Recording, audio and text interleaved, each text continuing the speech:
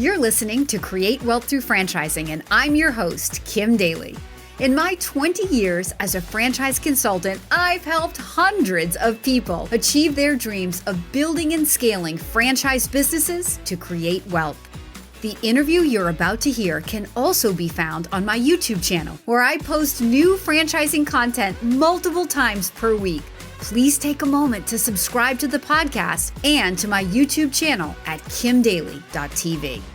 Now, enjoy the show.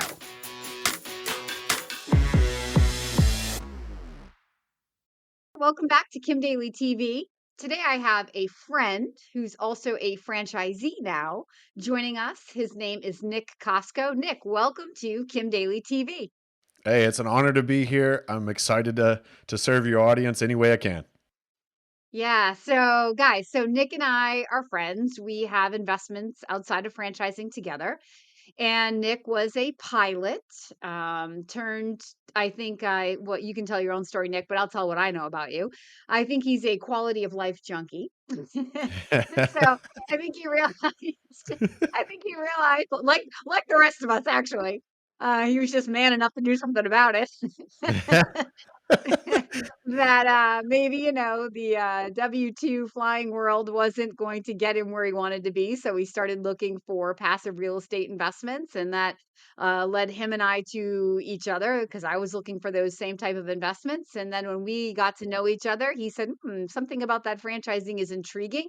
And so now he diversified his passive revenue or revenue stream into a franchise. And he is the proud franchise owner of a Smash My Trash franchise.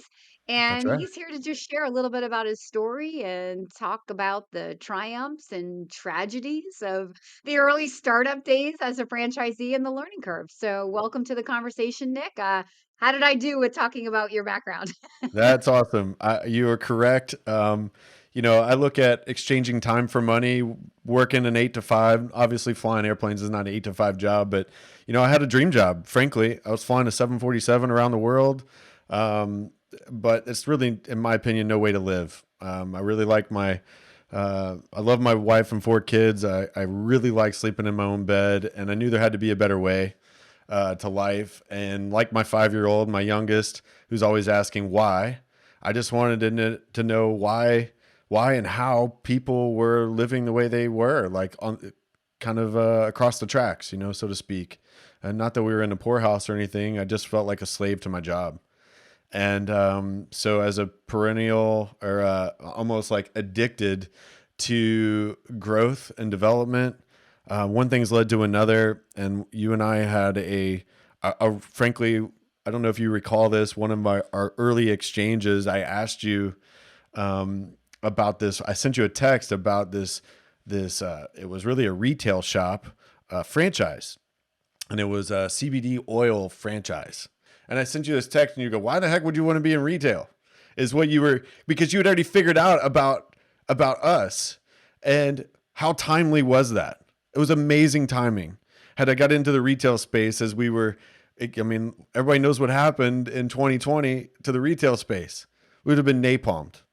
And it was really God intervening, you being the hands and feet, God working to serve us. And you had enough intestinal fortitude and courage and confidence to just ask us the questions that we needed to be asked so that we would find the right fit for us. And that was, frankly, the best gift that you could have given us in that moment. Let's just point out the obvious before we talk a little bit about Smash My Trash, but let's talk about the Create Tailwind background behind you. What is Create Tailwind? Let's give a shout out. Yeah, we just show people, entrepreneurs, free thinkers, high net worth people, how to be your own banker. Banks are always the nicest building in town. What's that process? I love talking about how do we become tax invisible? How do we get our passive income to meet or exceed our ideal standard of living? I chose to get out of bed and do this today. I don't have to anymore. So many people that I meet say, I just never knew, I never thought about a franchise because most people, when they think of franchise, think Subway or like Yeah. some retail shop, right? And they know as high net worth people or as investors, they don't want to do that. So they dismiss franchising. And then along comes Kim Daly, who says, As That's my right. 15-year-old likes to say when I ask him a question and the answer's no. Mm, mm, mm. Funny. Yeah. So, okay. So you end up saying yes to a Kim Daly favorite, Smash My Trash. So what has that ramp up been like then? When did you actually open? I know it was some time from signing to opening because you had to order that truck and there was some, everything is behind because of 2020. So tell the audience a little bit about, your expectations versus what happened, what you've learned, where you are now. In my personality profile, it says I'm an Olympian. So like, there's no limits to how I'm going to think. That means that I can run, a mile and what it should take to be a 100-yard dash. So and what's funny is my business partner has the same stinking thing in his profile. So, our expectations are extremely difficult to be met. So right then and there, you're dealing with two personalities that, it's just not simple, right? It's a very simple process. Those It's just not listeners who are easy. trying to figure out what Nick is saying, it means that his expectations are super fast. Everything should happen fast. It should have happened yesterday. That's right. And there's no patience for the process. That's right. And that's just not realistic. I mean, I understand that. So here we do. We sign the franchise agreement. We're right in the middle of a global economic disaster, supply chain. Part of our trucks are made in Canada. The smash rig that goes on it is made in Germany. Anybody that's ordered anything, on Amazon Prime, it used to be next day or 2 day. What is it now? 5 day, maybe. Like it's, and that could be coming from down the street, right? So imagine getting, a $250,000 piece of machinery into operation, right? So that took a long time. We didn't launch for almost a year later. We launched this year. So we're in our 7th month of operation right now. And so just from a patient's perspective, getting people like, listen, my aviation background tells me, hey, when we get in the airplane, we're going to do X, Y, and Z, and I'm going to do it very efficiently and a very high degree. And then with high degree of certainty, I'm going to wind up maybe after an 11-hour flight landing with about the amount of fuel I predicted I would land with when I was sitting in an office in another continent. All right. My expectation bias, my training of doing that for 20 plus years, cute idea in the business world, but that's not it, right? So, you have to be flexible. You have to be willing to maybe rewrite the book every day. That getting over that, easier said than done. And then right off the bat, Kim, we made not a fatal mistake. We made a big mistake. We hired the wrong person. And I tell you what, like, people make the machine go. And right off the bat, we thought we had a home run of a person in there. And so not only was our expectations way off in our timeline, then we really got smacked with the wrong person. But hey, you got to hire slow, fire fast. So that's what we did. And now we're on the right track. Now our expectations are much more in line. The community of owners within the franchise, frankly, make it go. Those are phenomenal relationships that have allowed us to, frankly, persevere and weather the storm. Hey, Daily Coach fans, if you're inspired by this conversation, I invite you to email me right now to explore this franchise opportunity. My email is inquire@kimdaly.tv. A big part of investing in a franchise, really. I mean, I'm talking people down from widgets every single day and getting them focused on people, on leadership, on validation from existing franchise owners. So tell us a little bit more about the importance of that support structure for you. Look, you and your business partner are extremely successful people. Your business partner has multiple businesses, right? So here you are starting this business talking about potentially fatal mistakes.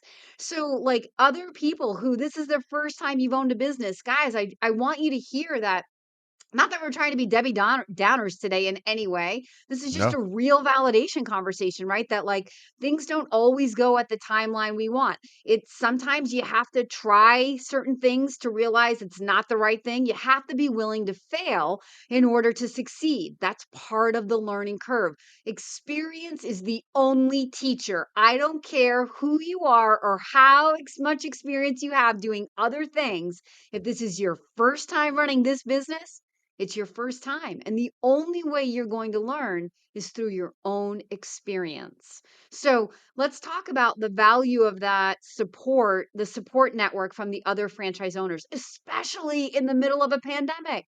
Our business model, the way it was sold to us, or taught to us was, hey, you've got this fixed factory, fixed commercial building that's got this roll-off dumpster, this 30, 40-yard can. And you're going to show up to it, 2 times a week, 3 times a week, whatever it is. And it's going to be a very fixed cost, and you're going to be able to route efficiently. Well, what's exploded? So like the proof of that business model, I think, was from like 2017, 2018, somewhere around there. And what's happened? Well, construction has exploded, right? Like go to a town that doesn't have all kinds of apartments and senior living and neighborhoods just exploding, right? Well, guess what they all have? They all have dumpsters sitting at them. And a lot of these businesses, unfortunately, they're not producing the materials that they were, right? There's also been a real impact on the hauling companies taking note of our presence, okay? Nationwide. Like Smash My Trash was the number one, I think, you can correct me, Kim, but I believe it was the number one selling franchise in 2020, all right? So when you flood, like I think it's 130 plus territories with this business model, guess what? The big haulers, they take notice because frankly, we're cutting their hauls in half. That's our business model. So guess what? They get a little grouchy about it. All right. Well, those haulers, they actually don't like the construction business because the turnover of the cans are actually pretty low. All right. So we go from this pricing model out at these commercial industrial facilities that's what we were like attacking headlong with right off the bat. And we're met with a tremendous amount of resistance. Well, a couple schools of thought there. Wherever there's great resistance comes great opportunity, right? Like obstacles are just opportunities in disguise. You have to hammer at that, okay? But guess what? You've got these other opportunities out here in the construction market. And so we're all writing the book again. I mean, the franchise they're not giving us pricing guidance. They're giving us like really wide berth of guidance, okay? But they're kind of like, here's some issues, so to speak, all right? It's not like Chick-fil-A telling you, hey, the burger costs $4.99 or whatever. It's different. So you're trying to figure out the routing, the costing. That truck gets 7 miles a gallon. It costs me about little over $100 an hour to operate. And we're driving all over the place now, finding construction sites. Well, how do we figure out how to effectively price that and not write our own book? The network of owners. The person that I've become great friends with that's in St. Louis that has one of the largest home builders in the country under contract right now, smashing like hundreds of homes worth of dumpsters. She's just way smarter than I am at figuring out that pricing model. So why the heck do I got to try to outsmart her? How about we just talk? And then you know what? I'm in like a feverish battle to try to figure out how to give back to her.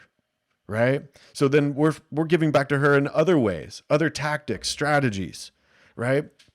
So what's great is the ownership through this very dynamic time, the Smash franchise corporate has gone through a tremendous amount of growth. Everyone's growing insanely fast. And so the owners have really done a great job of bonding together. We have our own message board, chats. I've actually got multiple Smash franchise owners that are clients now. We're helping each other. I mean, you got owners lending other owners their spare truck because of the supply chain stuff. You got guys selling their truck order slot because hey, they're not ready for their third truck, but they know this guy doesn't even have one truck. I mean, that's pretty awesome. Like people aren't gouging each other. Like there's a whole network of, hey, you're supposed to get paid for referrals. I think you can make 10, 15% on these referrals. To my knowledge, no one is paying each other for them. They're just literally, everyone's like, here, you need to call this guy. You can piggyback off of our deal in this market, tell that corporate. I mean, I've frankly never been around something that generous. You think of, it's portrayed, Kim, that business owners are these rich, greedy people, right? It's like completely the opposite of that, frankly. That is the spirit of franchising, Nick. I Yeah. find I have found that for 20 years in our industry. It's one of the things that I picked up on right out of college when I, answered that classified ad that literally changed my life for that franchise consulting company. And it's why so many of us who found a home in franchising early on have stayed. Like we say, it's a very incestual industry because once you're in it, you Yeah. might like outgrow that company, you might move to another franchise or right, but you don't leave because it's hard to find another place where truly it is people helping people every single day. I want to share one other thing with your audience about one little lesson that I learned, and it's about grit. You got to have grit to be a business owner. It's not for the faint of heart to get smacked in the mouth and quit. We hired the wrong person, and after almost 2 months, we had a whopping $975 of revenue. That's not how we drew it up. Okay. It was projected that you might even be close to breaking even after the second month. And we were like a few continents away. That guy quit in an email on a Saturday night. I mean, the lowest way, frankly, you could do that. And on Monday morning, I woke up at like 3:30 in the morning, which that's even early for me. And with focused intensity, completely evaluated whether or not we had a viable business or not. That was the biggest question I had to ask. Because if we didn't have a viable business, then we were gonna set the truck on fire, so to speak, that day. All right. But by 4 o'clock that afternoon, not only had I figured out after I got in my own car and drove around, like we had handed the keys to this guy, the whole thing. My partner and I had turned our attention to doing what we love to do outside of that. I didn't know where my customers were, never met any of them, couldn't tell you one name. I'd never met my driver before. I think I'd seen my truck one time. Like we were unplugged. And by the end of that day, I'd had lunch with my driver. I had met with a very, very knowledgeable person in our market, and I had gone and all but physically accosted the guy that I got to say yes to me to be our sales guy, who's one of the top salespeople you'd ever want for anything. And over the next couple of months, I think to this point now, what are we like 5 months later? We've increased our revenue like I think 8,000, 9,000%. And we're on the path now to profitability and having the business we want. But just don't get into business thinking you're not going to take one in the ear hole. You're going to get smacked around, and it's what do you do when that happens? So there's so many things I want to interject. I mean, this is so great. Like the number one thing I'll say to that comment is that no business is truly absentee. No matter how semi-absentee it is, he admitted he was unplugged. Unplugged probably wasn't a good thing, right, Nick? That's right. Yeah, you can be semi-absentee, but you can't be absentee. This is not a transaction like real estate. A business is a living, breathing, dynamic thing. Something else that Nick commented about, like he bought into one model that by the time he had his equipment, everything had changed. Do you panic? Do you say, oh my gosh? Do you quit because it's harder than you thought it was going to be? Or do you get that grit? Do you put your head down, you dig deep and say, we signed up to do this. There's got to be a way to make it work. And you know what? In the end, you're going to be stronger for that because when the way that you first bought in may come back, Now you've got this other diversified clientele that you now have, and you're going to be that much stronger when the whole thing comes back.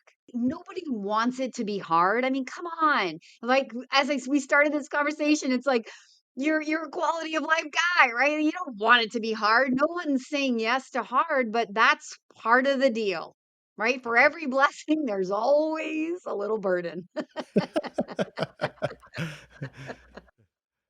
I love it, Nick. I love you so much. So, this from the Olympian guy, right? This from one of the most positive people I've ever met in my life, who can sit Thank you. here today and tell you in his own words, it's hard. It's harder than he thought it was going to be. Experienced business people, it's harder than they thought was going to be, but it didn't crush him. It didn't kill him. It made him stronger. He's going to be Absolutely. better for it. Yeah, no doubt. So we've shared a little bit about the difficulties of ramping up a new business in a pandemic. We've talked about the amazing opportunity that you found in the network with the other franchisees. So to sum up your first year as a franchise owner, what would you say to those people who are watching this video who maybe are now more concerned about starting a business in this tough time? What would you say to them? It's about perseverance, right? Nothing worth having comes easy, right? If you want easy, do your 8 to 5, work for somebody else, listen to your money babysitter, put money in a good growth stock mutual fund, and when you want to retire, which I've never found the word retirement in the Bible, you can sit somewhere and hope that you don't run out of money. That doesn't get me out of bed. If you want to have all and more that you ever dreamed of, you're going to have to go bust through some walls. Any business ownership is going to require a hammer, a sledgehammer, a truck at some point to get through a wall. Those that do it, they'll win. Failures are, honestly, I don't even know what that word is, because you only fail if you quit. And so you just keep falling forward, find a way, some way, somehow. You keep one oar in the water. Some days you're going to have 2 oars in the water, and it's going to seem like you got a rushing river pushing you down. But the reality of it is, some days you got 1 oar in the water and the stinking water's coming the wrong way. But you just don't quit. This is one moment in time, and this too will pass. And like you said, sometimes it's hard, but then sometimes it's easy. Thank you so much, Nick, for being my You're guest today welcome. on Kim Daily TV. Yeah, I really enjoy the candor. I enjoy the sincere, honesty about, just how hard it can be. But I also always appreciate your positive attitude and outlook on life. That's why I love to call you my friend. Thank So, you. for those of you who this conversation has inspired and you're ready to begin your own investigation into how you can take control of your own future, you know that I want to be your daily coach. Please leave a comment below or reach directly out. And until next time, I am Kim Daly.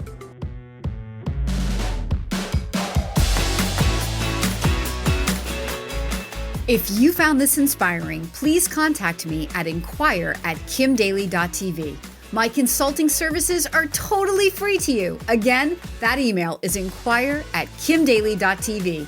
I can't wait to hear from you.